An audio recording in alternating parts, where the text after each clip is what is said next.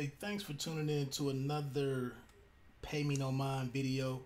This one is more entertainment than sports. Of course, Pay Me No Mind is kind of an extension of the audio podcast, Pay Me No Mind, that is still on hiatus. I'm the host of the Pay Me No Mind podcast, Wood, and it's a lot going on today. It's wild card weekend in the NFL, but I'm getting back into my entertainment bag, and I'm very excited to talk about a show that I stumbled across on Netflix.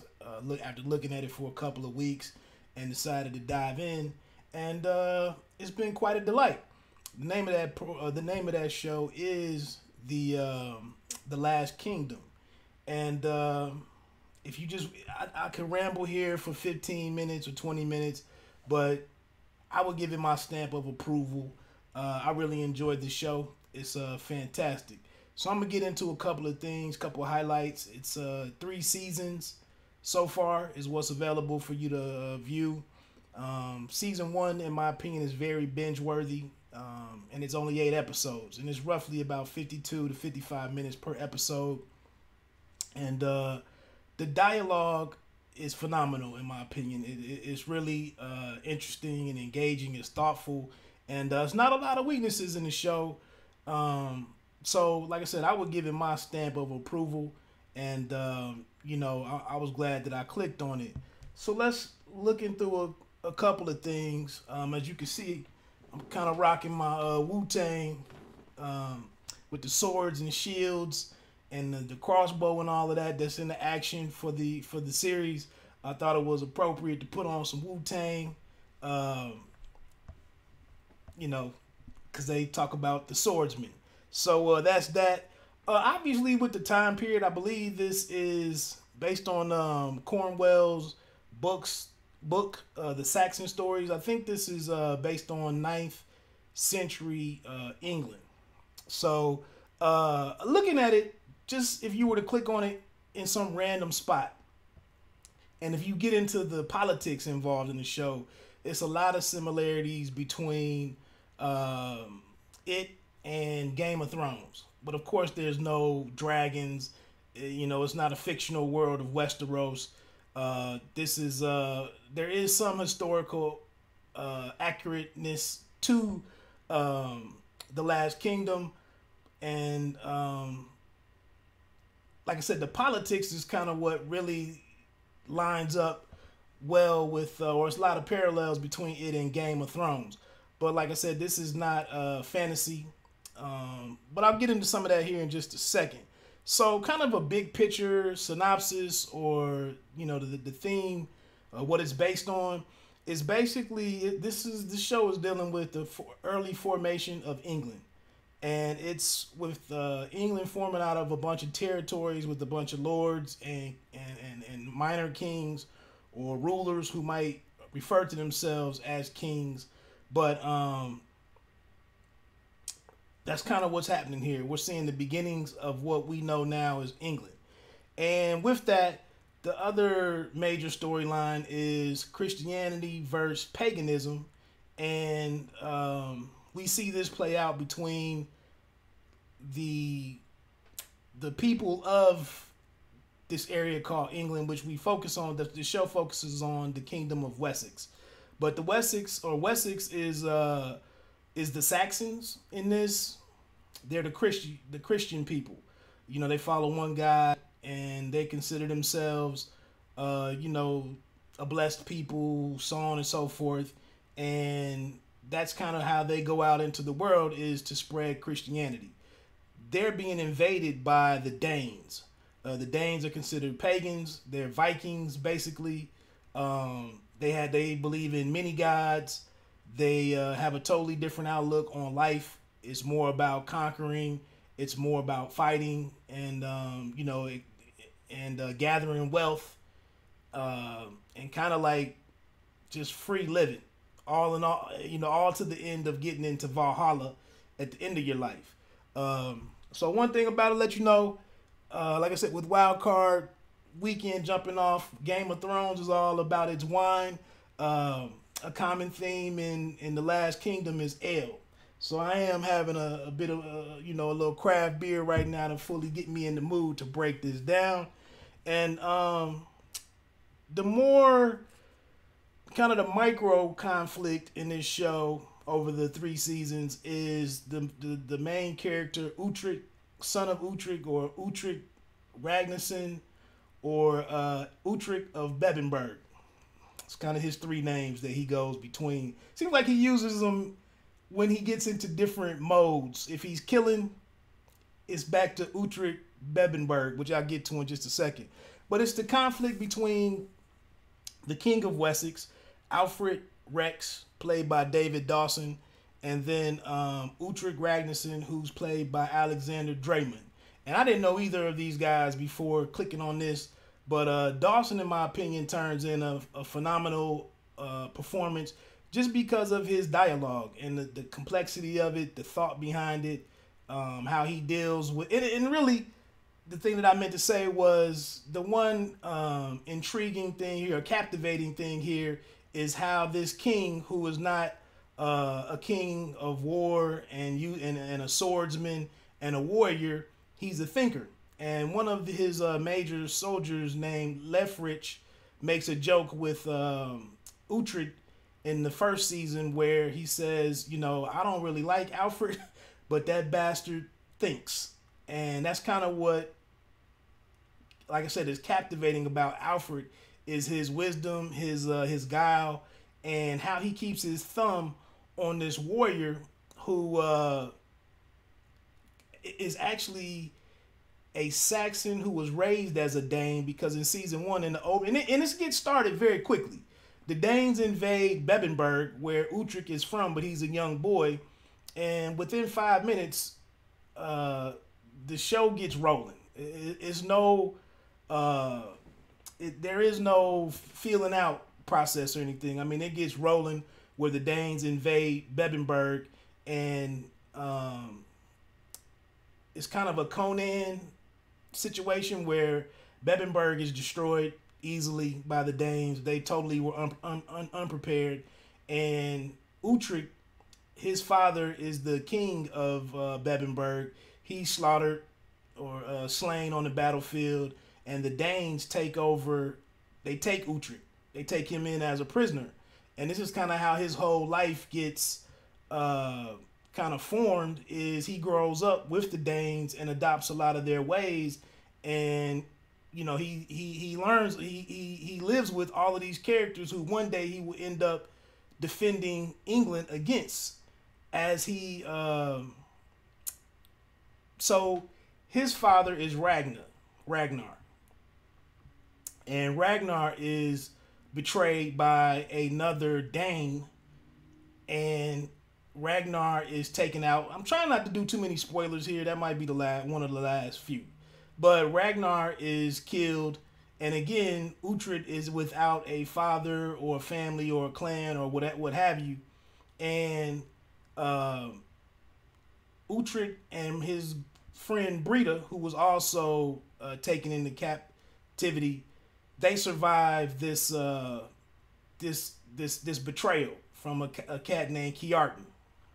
So early in the show, Uhtred has lost 2 families, and he does know that he wants to take back Bebenberg because he was to be the king of Bebenberg once he became a man. And so that's kind of how this thing starts out. Him and Brita, once they leave from the Ragnar compound being killed or being slaughtered, he goes to Wessex and encounters King Alfred because he's looking for a way to he doesn't have silver, he doesn't have men, and he doesn't have land. So he's going to Wessex to negotiate with Alfred to get these things, and for them to support him taking over his rightful place in Bebenberg. That gets derailed. Uhtred is a great warrior, a great fighter, and a great strategist in war.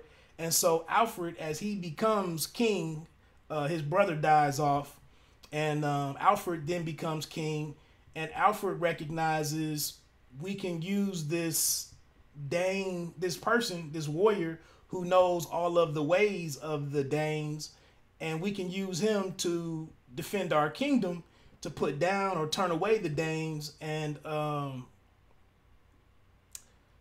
that's how we'll use him. That's what his purpose here in the kingdom of Wessex. So, and that's kind of the dope thing right there. What are we, 10 minutes into this? That's basically the gist of the story, is Alfred's manipulation, but appreciation at the same time for Uhtred. I done forgot all about my little videos. I mean, my little graphics here. But this here is Uhtred, Alexander Draymond. And like I said, he's the star of the show. He's a flawed dude. He's a warrior. He's but he almost has as much power over Wessex and the formation of England as King Alfred, because he actually knows war. He actually knows battle. So that's kind of where his value is, and that's basically what we see. So I already rambled a little bit too long, but quickly to get into the rest of it, I guess. Like I said, Uhtred is your star character, and what goes on in his world. Well, I already told you. Getting away from him.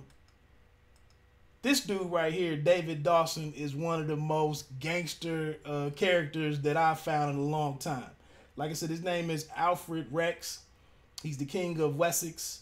And we meet him. He's a very flawed individual because he's out running with the ladies in the kingdom. But then as his brother passes away and he takes on, he is made king and has to lead the way, he really embraces his, his belief and his faith in God. And he really turns to it to lead Wessex and to really bring together all of these splintered kingdoms to turn it into England. And like I said, he's wise enough to where once he recognizes who Uhtred is and what Uhtred can do and the purpose that he can serve in the kingdom, he just supports, like I said, he manipulates and rules this this warrior that could cut off his head at any moment and take over the kingdom. But Alfred is just such a beast with his cunningness, and that's kind of the most interesting thing to watch here. But also for Uhtred is Uhtred's women. Right here up in that left corner, or that left side, is his wife, his second wife actually, Gisela is how you pronounce it. Gisela is his wife once he's become more of a calm man, more of a tamed man. Up in that right corner is my right corner is his first wife that Alfred paired him up with to further control him. But that's Mildred. And then down there in the right bottom is his Dane longtime love, Breda. That's who he escaped from his father, his Dane father, when he was slain. He escaped with Breda to go off and become the warrior that he became. But Breda sticks around for all 3 episodes and continues to play an important role in the Last Kingdom. After her and she's a Dane to the heart, and her and Uhtred, they split apart because Uhtred is a man of his word, even though he is considered a heathen and a pagan. But his sole motivation is to one day return to Bebbanburg and be a king. So he's tied to that goal, and Breda is tied to the best for the Danes. So they split apart in season 1, and that's an interesting thing. An interesting storyline is how Uhtred goes between these 3 women and the stages that he meets them at, and basically just how he's changing as a man and how his politics change, how his motivations change. He actually has as a child with Mildred, but that child dies, and it seems like Uhtred is cursed.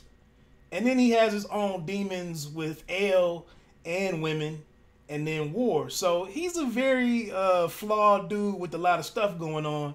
But then with his wife Gisela, he's really calmed down and went through some different things. He's become a man of importance in Wessex, and he has 2 children with her, I believe. And so that's one thing, interesting thing over the 3 seasons to watch is his relationship with his women. And then also moving along, the other third part of this to focus on is Uhtred's enemies. These are also enemies of King Alfred and the kingdom of Wessex, and Alfred's vision of creating England. So down here in the bottom, on the bottom right, my right, is Ubba. He's one of the first baddie or villain leader of the Danes that Uhtred must help defeat and overthrow. And Uhtred actually met him at when he was a child, when he was living with the Danes. So he's very familiar with Ubba. But and he was actually the lone American. I believe Rutger Hauer is American. He might have come here. Rutger Hauer has been around forever, but he's the only familiar face that popped up in this show in season 1.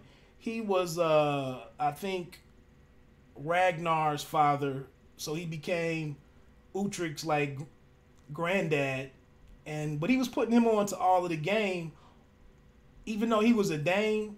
I guess in his wisdom, he understood that one day that Uhtred would want to pay back these Danes for killing his Saxon family and taking him away from his kingdom.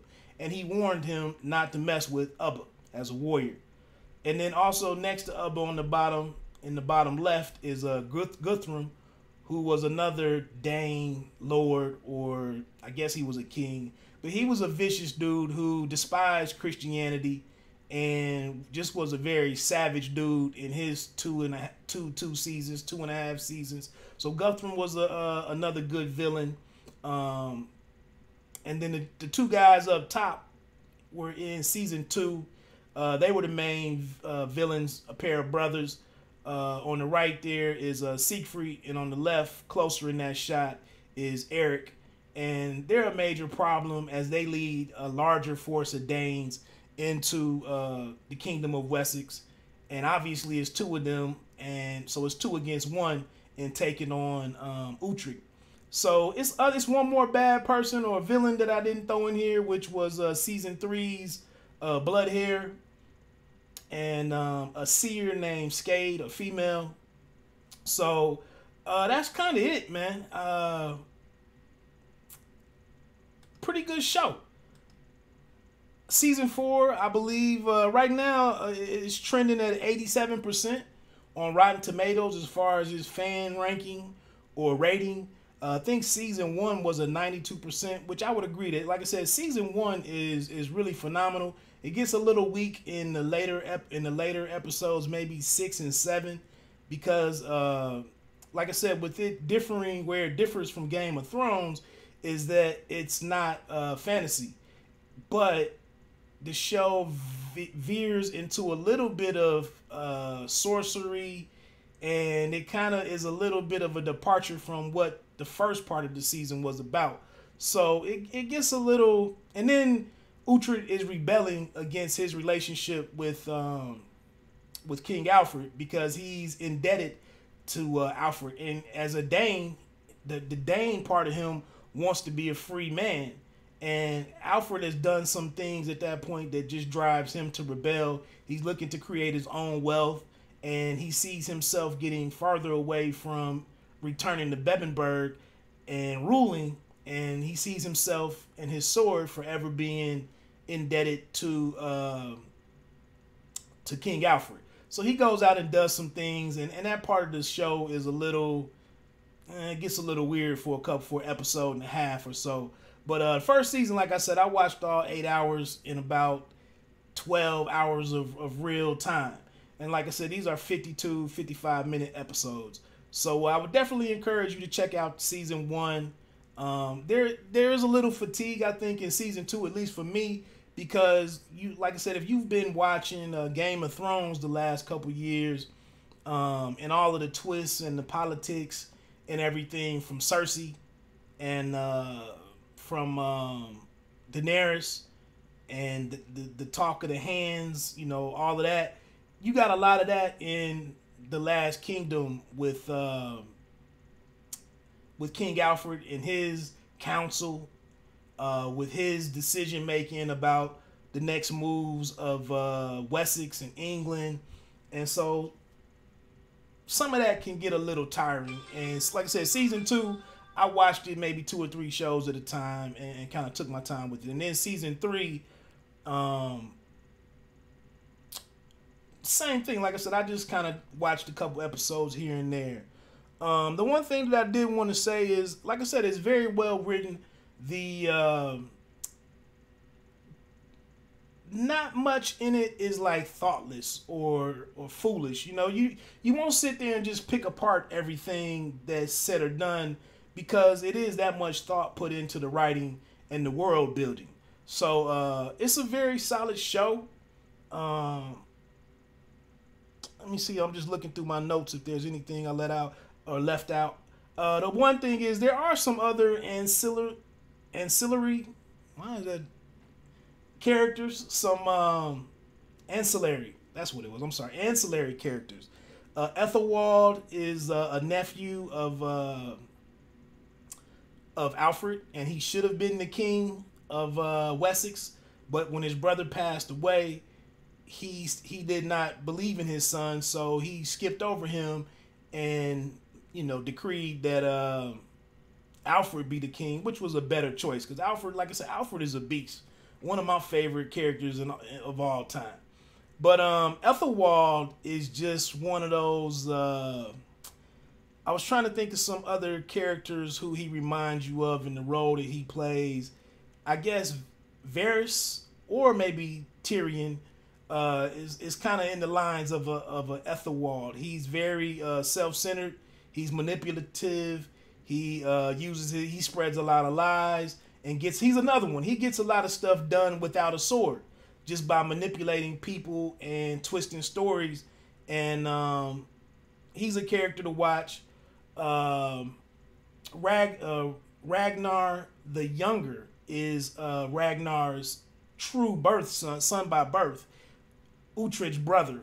But these two get pitted against one another, with Ragnar being a Dane and then Uhtred serving Alfred. These two come into, it's a couple situations where they have to almost do battle. But Ragnar is a very good character. 2 guys out of Uhtred, once he's assembled or amassed his men, 2 of his guys, Sihtric and Finan, are great characters. If you watch the movie like Troy, Achilles had I can't think of his name, but he had his right hand man. I cannot think of his name. But yeah, some of Uhtred's men, some of those minor characters have some bright moments. Like I said, Finan brings a lot of levity to the show, a lot of humor here and there. That's very fitting for the time period. It's not like he makes jokes that are popular right now and they mention them back in these times. Finan's jokes really fit in with 9th century England. And I think the last thing that I wanted to mention to get on off of here, I see I'm at 25 minutes, but the one thing that I want to mention with that writing and the quality of the writing and the dialogue and everything, the one thing that I really appreciated the show is like it didn't use a lot of today's shows. Whenever they need to make something happen in the show or turn or flip a character, influence a character, especially men, which is one reason why I quit watching Ray Donovan a season or 2 ago, and I'm done with Power. Anytime these modern shows want a character to do a certain thing, they get somebody to sleep with the character, and then they either have some dirt over them or the woman now has influence over the character. So a lot of these shows, in my opinion, they cheapen it And whenever, like I said, whenever they want to go and change the story drastically and go in a different direction or send a character in a different direction, it's typically done through sex or a woman. And in here, they don't really use women. It's not a lot of gratuitous nudity and whatnot. It's really just well thought out ways that they find influence and motivation between the characters, and they get stuff done that way. So like I said, I just really tip my hat to these guys for the writing, and that's that. Oh, the very last thing is, I should have said this at the beginning. As a black man, you know, and this just isn't bringing up race just to bring up race, but I want to suggest all people, you know, of all ethnicities to check out the show. And I just say this to say, I don't watch stuff that doesn't have that isn't diverse, and that, you know, when I don't see people that look like me, I'm apt to not tune in. But I do have some exceptions to that rule, and The Last Kingdom meets both of those in terms of location or geography. This is early England, and then time period, the 9th century. So it wasn't a lot of you know, black people around in this time. I think it's only one black person that shows up in all 3 seasons, and he might have been like a watch guard or something. But just for, you know, any other black TV fans out there that just would get us about 5 minutes because of the lack of or, you know, it's not a show with a diverse cast. It's obvious reasons why there is nobody like you that looks like you on this show. And like I said, for me, that is one of the requirements or the criteria when I go and invest time in a show, is I want to make sure the cast is right. But here, like I said, the numbers, the diversity really isn't there, but it's a reason why. But don't think I didn't go and Google like Moors, you know, to see what time period the Moors might have been active in Europe. But so that's my thing. I bring that up to say, if there's anybody out there that just is conscientious of what you're watching and why the cast might look a certain way or might not look a certain way, it's very it's valid, you know, here why the cast is what it is. So I bring it up for that. And hey, look, man, like I said here, I didn't even mean to talk this long. That's why I gave it to you in the first 5 minutes that the show is great. I guess it's good enough that I'm sitting here missing the first quarter of the wild card game. But look, appreciate you however long you may have viewed this video. Please, if you have some comments or thoughts on season 4, I didn't go into some of the details here for a reason. I didn't want to spoil it much for people. But if you have any comments on any of the storylines, characters, favorite scenes, quotes, fight scenes, etc., let's talk about them down in the chat. Please hit that like button if you, you know, if I put you on to a new series, you go watch it and like it, and please come back and let me know if I was on point or way off base.